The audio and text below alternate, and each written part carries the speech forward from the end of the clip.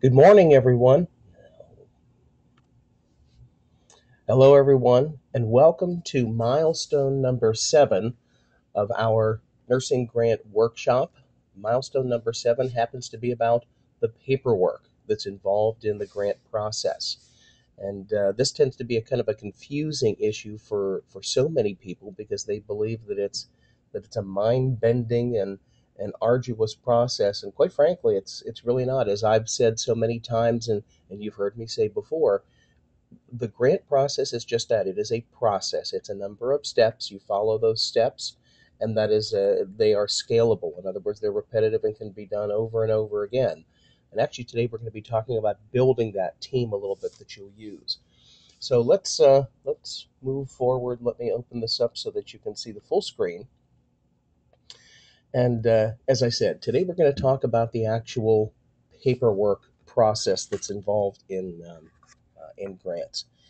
And actually, if you take these in steps, of which there's 6, and we're going to talk about each of those, again, it makes it so that it's easy.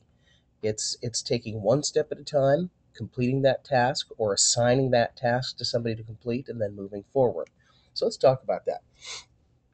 The reason for these steps. When you have shared your letter of inquiry with a funder and you've sort of transformed them by interest or creating an interest in them about your mission, they're going to want to know more. Well, that's going to lead to them inquiring about submitting a proposal. Sometimes it's called a submission or a submittal. Most of the time it's called a proposal, quite frankly. And that's where we are. We've taken all these steps. And when I say taken all these steps, well, this is what we've done up to this point. Um, as I've suggested throughout this program, this process has led you through 6 phases or six journeys. And the first, of course, I ask that you take the time necessary. That could have been an hour, that could have been a day, it could have been a month, and sort of get together anybody that you felt was important to be part of this and to create a wish list for this year of 2013. And that wish list was to be comprised of those items that you felt really compelled to bring into your organization. And I didn't want you thinking in terms of how much it was going to cost or what was going to need to be done or if it could be done. It's a wish list. It's if I gave you a magic wand and said wave this and make something happen, what would those things be? And then the next important step, really important step, was to narrow down to one particular goal. Not eliminating everything on your wish list, of course, but truly to be able to pick something out of that wish list and say, I'm going to focus on this right now and I want to get this done. So that was your goal item. And then what we did was we created a detailed plan. We identified the critical tasks that were going to need to be accomplished toward the achievement of that particular goal. And we were going to list them, whether there was 2, 5, 10, 15, whatever. And for each of those tasks, breaking those tasks or that particular task, into bite sized daily steps, which creates sort of like a laser focus. But more importantly, it gives you motivating steps on a daily basis that just sort of keep that momentum, that progress going toward the accomplishment of that task, which ultimately is toward the goal. And it's keeping everybody, yourself or whomever on your team, focused on the achievement. And when you're focusing on and you're moving every day toward the achievement of that goal, the cool thing is it becomes so palatable. You're feeling it, you're sensing it. It's on a daily basis. You're involved in it, and it really makes it exciting and very real that you're on the journey to having that goal. Now, once we've got that done, well, now what we've got to do is we've got to find a list of potential funders, and we talked about that a couple of weeks ago and really how straightforward and easy it is to identify and find local funders first, and then you can expand from there. But we gave you the tools to look for. Now, hopefully, you've taken the time, use that very simple tool, and you've identified a group of 3 or 5 um, actual potential mission match funders that you're going to be able to talk to. And how are you going to talk to them? Well, the first thing you're going to do is you're going to draft a letter of inquiry that spells out or gives a high level overview of the objective of your project. And that letter, that critical letter, that's going to be that item that's going to help them to transform, to feel transformed, and want to be part of that mission, to want to know more about it and want to be part of it. Then last week, we talked about the right way to do a follow up, because you will have to do some follow up in some cases. Um, you could go for perhaps days or weeks and you're wondering, gee, I wonder what's going on with my letter of inquiry. Well, they get lots of letters of inquiry. And sometimes, because of the timing throughout the year that they actually do a formal review process, and you may not know what that is, it may not be right there present on their website or something. And so you may be wondering what's going on and can you follow up? Yes, absolutely you can. There's a right way to do it, and that's what we did in our last session. But here we are today, how we've gotten to this point of now being ready to or have received an invitation to put a proposal together or a submittal. And this is where we've come to through these steps. Now we're sort of ready to go with that. So that being the case, here are the 6 steps. And these are the steps pretty much no matter what you're doing in the grant process, this is it. This is what it comes down to. And the great thing about this is also, once you have created several of these components, you can use them, throughout your grant process, with this funder or with other funders, with other projects and other and funding partners. Yeah, some of the specific ones will change, like your executive summary of a project or the needs statement and such. But there's other key parts of this that will stay pretty much static for a large part of what you're doing. But we'll talk about that as we get into this a little further. But here's the 6 steps. Sometimes the funder will ask for both a cover letter and an executive summary. As you'll hear me say, I often say that you can use the letter of inquiry almost and tweak it a little bit to make it the cover letter, but we'll get into that.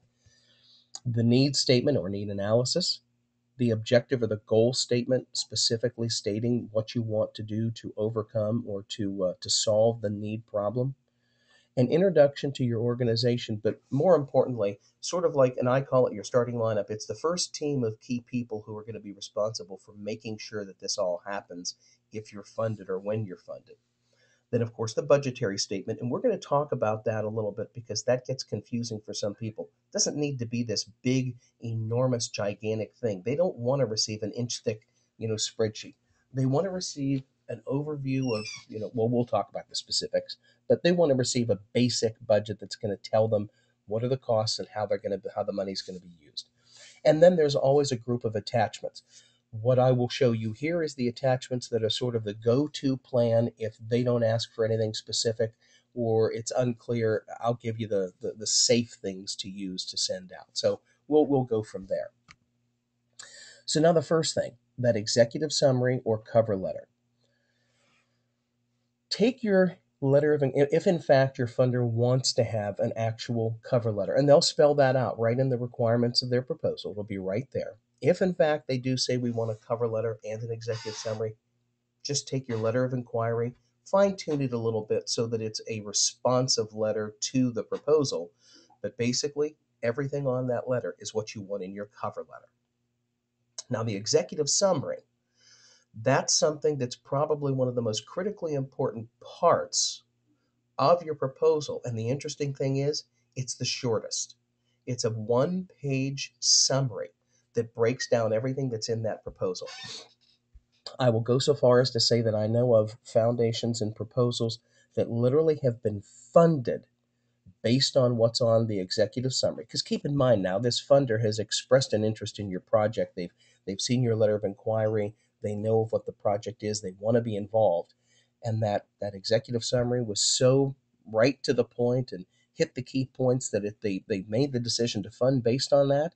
And then all the other stuff that was in the proposal was just used for justifications that they needed as they went along. That's how important this actual piece is. But pretty much, include in this or the project you want to provide or solve a project to begin with. That's why why you want to get this thing funded. You're going to list the monies that you're asking for. You're going to talk about pertinent facts and these types of things. And it's pretty much sort of how you're closing the deal, if you will. But it needs to be short, clear, concise, and it wants to move the reader into the proposal if in fact they have further questions.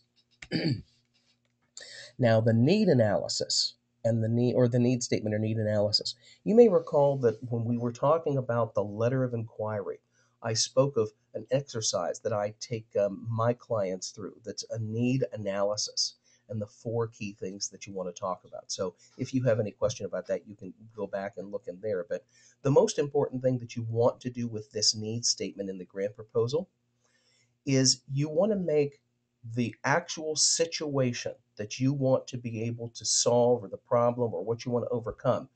You want to make that as specific and clear as you possibly can. Put it into greater detail, and then make sure that there's almost that a person from Mars could come down and read that and say, I understand what that problem is. I don't need to really go into asking anymore because it's spelled out so clearly here, which takes us into the next point, which is the objective or the goal statement is the solution to that need statement or need problem. And it's the steps that you're going to take that are going to solve the problem. And here again, you want to make this so that, oh, excuse me, you want to make this so that anybody could read that and say, okay, I understand the need or the problem. I understand the steps that these folks want to take that is going to solve the problem. I can move forward with this now. Now, that brings us into this introduction of your organization. Um, it's always good to have sort of like a history or a background of who the organization is and, goals and philosophies, that type of thing.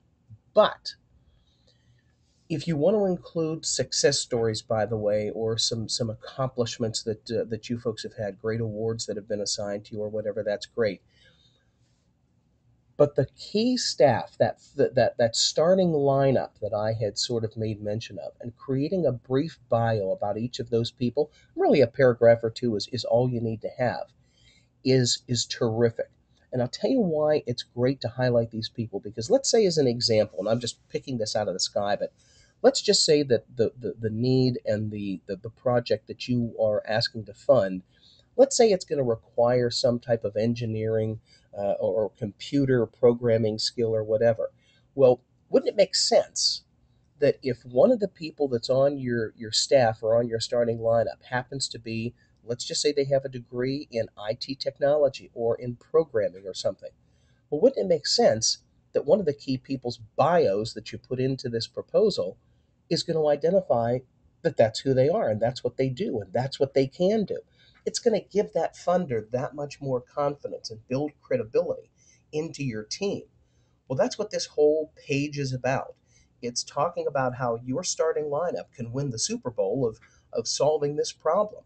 And the more confident they have and the more credibility they see in this particular introduction, the better. Now, let me go back and make one statement very clear. They're not looking for everybody's resume. They're not looking for pages and pages and pages of documentation. If they actually want more information about somebody, they'll ask for it, and that's perfectly fine. This is about a short, brief bio about the key players, and it's the information about that person and how they bring credibility to the project that you want to identify. That's it. That's all this is. Okay, now the budgetary statement. Now, simple, straightforward. This is the list of expenses in the project. Any type of income or income generating or revenue generating that's going to come from it. To give you an example, I have a hospital client that, excuse me, they're interested in getting a piece of equipment or a process and a piece of equipment that's going to make it so that people that have a very serious problem, an emergency problem, can come to their hospital and be treated. Up to this point, patients that may have had this particular problem, when the ambulance called because they're in that particular area or the communities this hospital serves, up to this point, they basically had to reroute them to another area hospital that had this equipment. Well, not only did that risk the patient, but at the same time, That was revenue that was going to another hospital from people right there in their community that they serve, but it was because they didn't have this particular equipment in service. So that's a revenue increase, a revenue generator. So by them identifying that they will now be able to take, and using real statistics, they'll now be able to take those patients in. Well, that's revenue that now can come into the hospital, as well as it's something that's going to help the people in the community. So it's a win-win for everybody. And you want to identify those things if they're applicable. Now, the other thing that you want to be able to do is, if this project is broken into phases, and I just want to, when I say future funding, if your project has additional funding needs down the road, this is the place to talk about that. So your budgetary statement is, the how the money is going to be used, the project items and the expenses, as well as any future funding that may be needed. This is the place to identify that. And we're going to talk about one more budgetary statement in a few minutes. That's a static piece of information that has to do with your organization's operating expenses and such. That's just a general statement that you provide to every funder. Now, attachments. Every proposal is going to require certain basic attachments, and every funder is going to have a list of the attachments that they want. And these are basic things that usually either your HR or your accounting group is going to have there. The first one, almost without exception, your 501c3, if you happen to be a nonprofit. Oh, excuse me.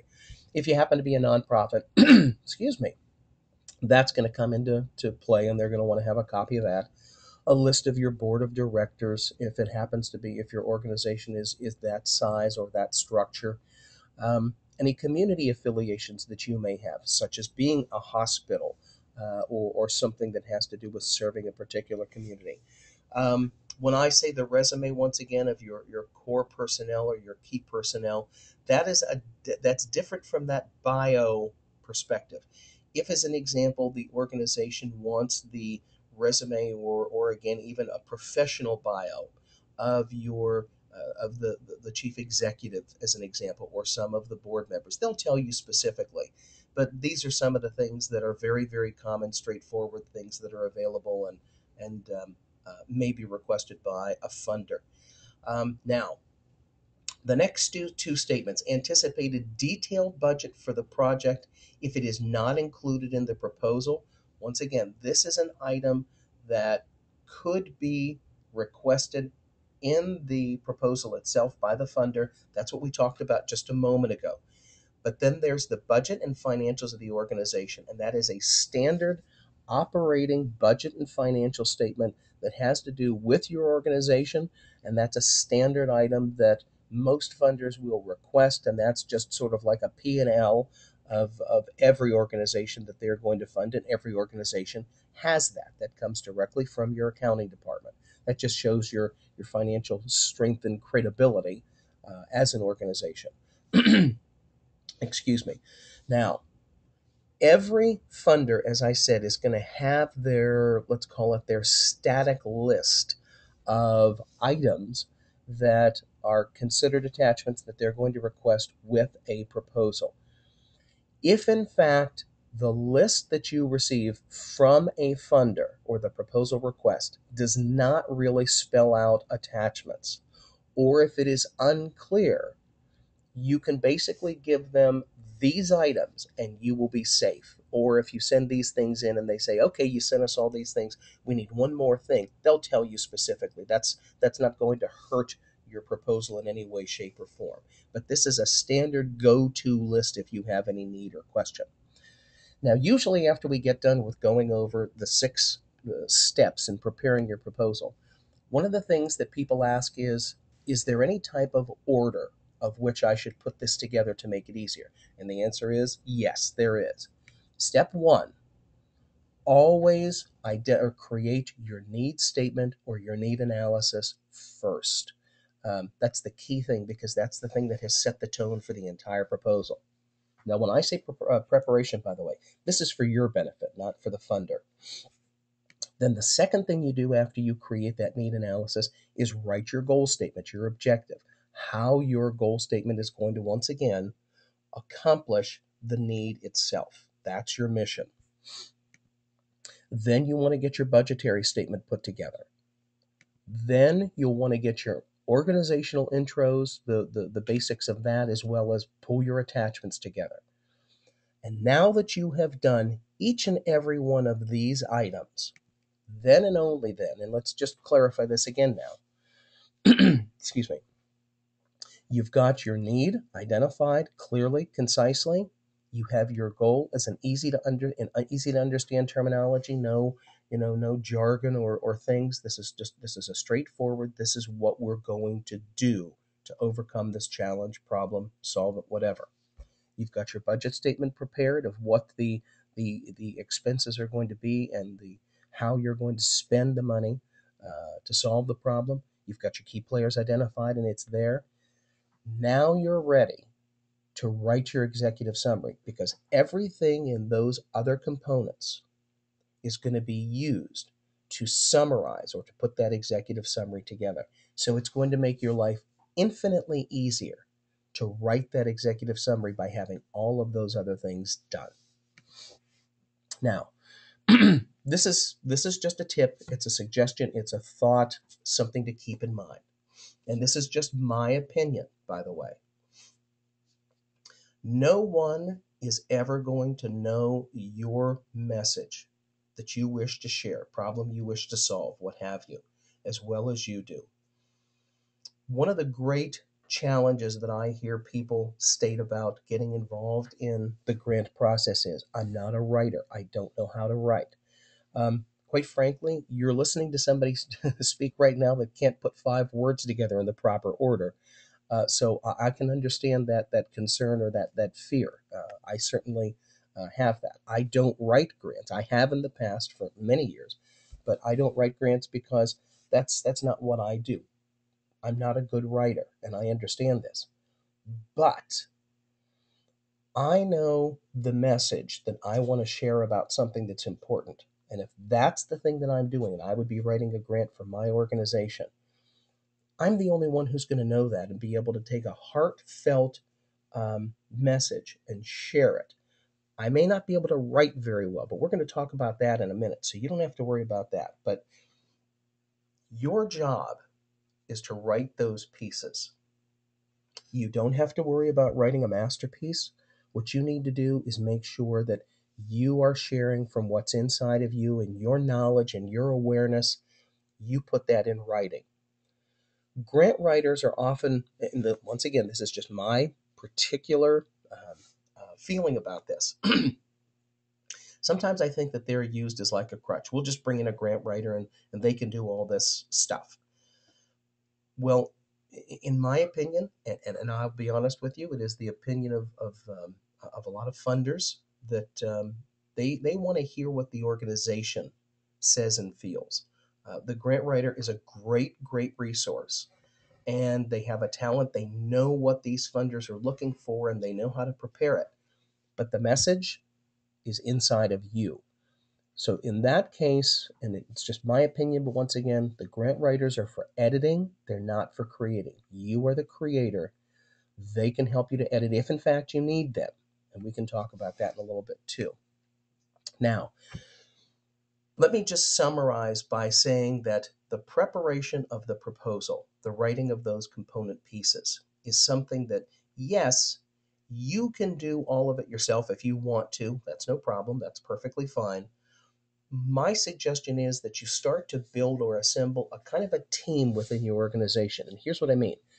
You remember we had talked about the budget and financials of your organization. Well, that comes from accounting.